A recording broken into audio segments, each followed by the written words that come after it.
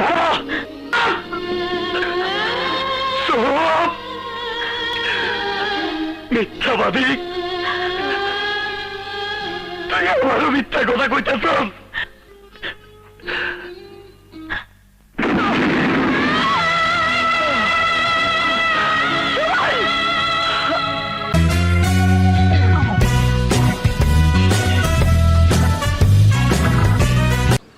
আসলে খুশি, দেখো যা হবার তা হয়ে গেছে, আর যা আল্লাহ যা করে তা ভালোর জন্য করে, আর এগুলো নিয়ে এত আপসেট হওয়ার কোনো মানে হয় না।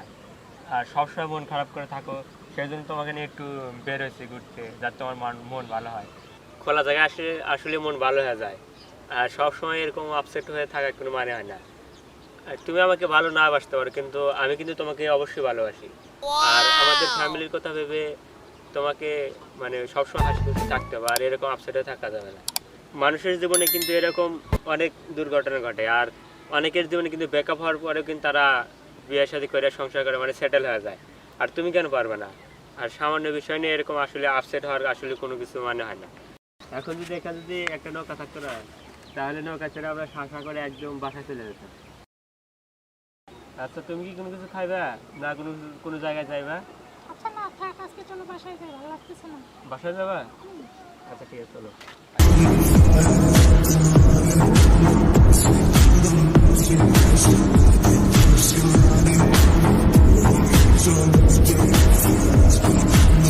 আসসালামু আলাইকুম ভাইয়া। ওয়ালাইকুম আসসালাম।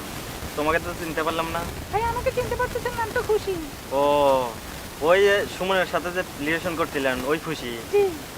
তুমি যদি খুশি হয়ে থাকো তাহলে এই ছেলেটাকে, হাই রে মানুষ, তোমার জন্য আমার বন্ধু সুমন মারামারি করে হসপিটালে গেল, আর তুমি নাকি এর হাত ধরে আছো। তার মানে সুমন সুস্থ হয়ই নাই, আর তুমি নাকি আর একজনের হাত ধরে আছো। তার মানে কি? আসলে এ যুগের মেয়েদের বিশ্বাস করা ঠিক না। আচ্ছা ভাই দাঁড়ান, এগুলো কথা এখন বলে আর কোনো লাভ নেই। এমনিতেও অনেক আপডেট, মানে আমার সাথে ভালো করে কথাই বলে না, আর এমনি মন খারাপ, আর যা হবার তা হয়। আমাদের তো বিয়ে হয়ে গেছে। কি? হ্যাঁ, তাই এগুলো কথা ভাইয়া যা হওয়ার তা হয়ে গেছে, আর নতুন করে তো কোনো কিছু বলার প্রয়োজন বোধ করি না, কারণ আপনি তো জানেন আমি সুমনকে কত ভালোবাসি। আর এই বিয়েটা কিন্তু আমার ইচ্ছা মতো হয়নি, আমার পরিবার আর ওর পরিবার মিলে কিন্তু বিয়েটা হয়েছে। সবই তো বুঝলাম, সুমনের কি তুমি একবারও খোঁজ নিছো? আসলে ভাইয়া আমার তো সুযোগ হয়নি, কারণ আমাকে তো ঘর বন্দি করে রাখছে, তো সেই জন্য আমি সুমনের কোনো খোঁজ খবর নিতে পারি না। আমি শুনলাম সুমন নাকি হসপিটালে, তো আপনি একটু হসপিটাল যা তার খোঁজ খবর নিয়ে আমাকে একটু জানাবেন ভাইয়া। আর ভাইয়া আমি আপনার পায়ে পড়ি ভাইয়া, সুমনকে কোনো কিছু জানেন যে না জানে, আর আপনি যেন ওকে বলবেন না যে আমার বিয়ে হয়ে গেছে। আপনি দয়া করে ওকে বলবেন না যে আমার বিয়ে হয়ে গেছে। আচ্ছা সমস্যা নাই, আমি বলবো না। কারণ ও যদি জানতে পারে যে আমার বিয়ে হয়ে গেছে, তাহলে ও ওর জীবন শেষ করে দিবে ভাইয়া। আচ্ছা ঠিক আছে। আর অবশ্যই আপনি হসপিটাল যায় ওর খোঁজ নেবেন আর আমাকে জানাবেন। আচ্ছা আচ্ছা। আর আমার ভূয়াগাতির সামনে বিয়ে হয়েছে, অবশ্যই বাড়িতে বেড়াতে যাবেন। আচ্ছা ঠিক আছে। আচ্ছা ভাই আসি তাহলে। আচ্ছা আচ্ছা।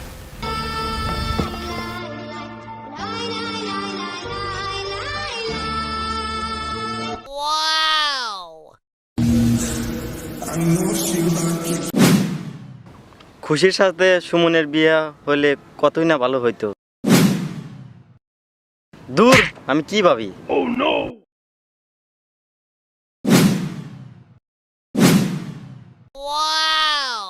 ওই খুশি, তুমি এখানে কিভাবে? আমি এখানে কিভাবে আছি তোর সেটা জানার প্রয়োজন নয়। তুমি সুস্থ আছো এখানে? তুমি সুস্থ আছো? তুমি কেমন? আরে সব, তুই আমাকে টাচ করবি না, মিথ্যাবাদী বেঈমান। তুই আমার সাথে প্রেম করে তুই বিয়ে করেছিস আর এক মেয়ে। আরে সবার তোরে শুনতে কথা।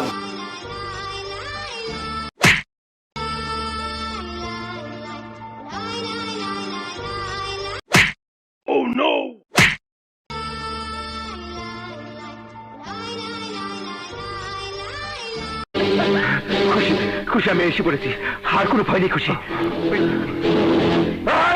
তোর সাহস তো কম নয়, তুই আমার বউকে তুলে নিতে এসেছিস।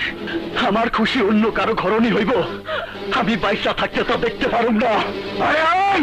তুই হয়তো জানিস না, আমি খুশিকে প্রাণীর চেয়ে বেশি ভালোবাসি। আমার জীবন থেকে খুশিকে কেউ কেড়ে নিতে পারবে না, কেউ না, কেউ কেড়ে নিতে পারবে না, কেড়ে নিতে পারবে না।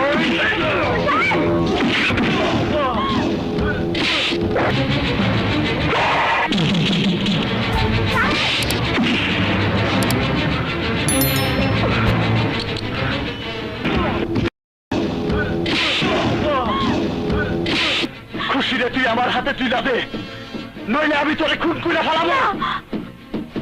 তুই ওকে মারিস না সুমন, ও আমার স্বামী, ওকে মারলে আমি বিধবা হয়ে যাবো রে। মারতে হয় আমাকে মার, খুশিকে মারিস না। মার, মার আমাকে, মার। দাঁড়া, আমি তোকে দুইজনের যে কাউরেই খুন করতে পারি। তুই ওকে মারিস না, আমি ওকে তালাক দিয়ে তোকে বিয়ে করবো।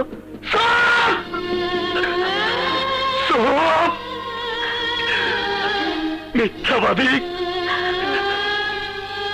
তুই আমারও মিথ্যা কথা কইতেছ। আমি জানি সাহেব বললে খুশি বাঁচবো না, খুশি মরলে সাহেব বাঁচবো না, আর আমি খুশিরে ছাড়া বাঁচবো না।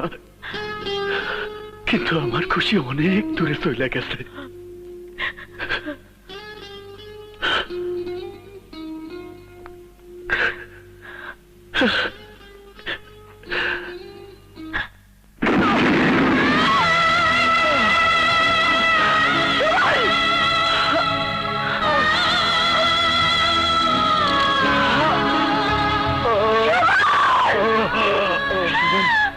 সুমন, সুমন, তুই কি করলি সুমন, তুই কি করলি? একটা ভাঙা হৃদয় নিয়া পৃথিবীতে কোনো প্রেমিক বাইচা থাকতে পারে না রে। একটা কথা বলি? বল। কিছু না।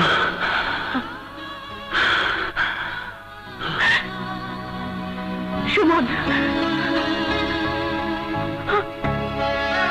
ভালোবাসি